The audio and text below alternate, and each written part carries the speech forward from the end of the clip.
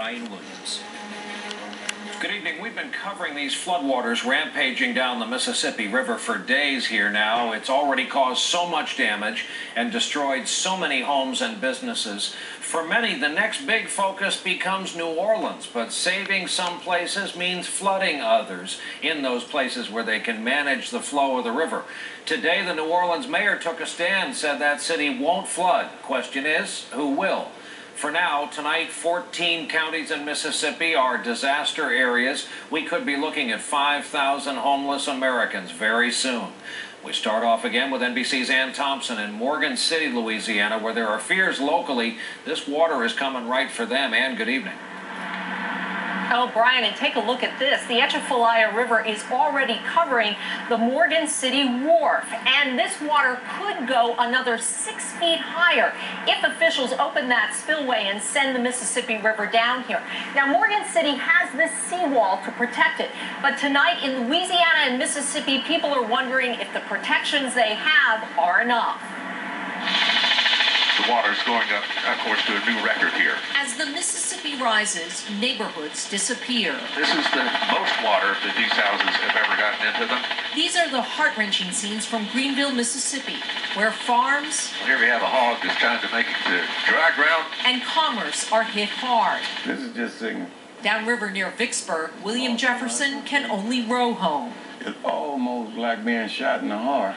His neighborhood and his life underwater, and the Mississippi won't crest here until next week. Further south, the bulging river threatens Louisiana's most populated corridor. From Baton Rouge to New Orleans, there are 1 million people and 200 miles of unfinished levees. To protect this area, officials may open the Morganza Spillway, diverting much of the river water south and west toward Tim Alvarado's Stevensville neighborhood. That's the place you pay for living in paradise. Around the house where he lives with his wife and 2 children, Tim builds a wall of sandbags with determination. I'm hoping I'm over-prepared, but you never know. And dread. I'm raising my family here.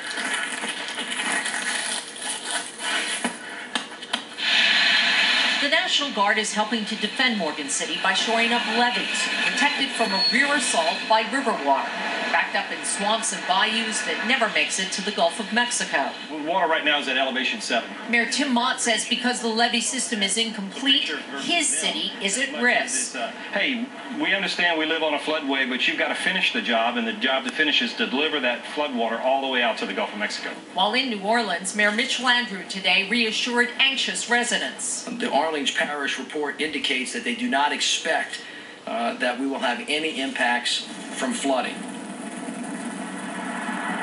Well, that is good news for the city of New Orleans. For communities up and down the flood zone like Morgan City, they are doing everything they can to protect themselves. With time running out, they can only hope it is enough.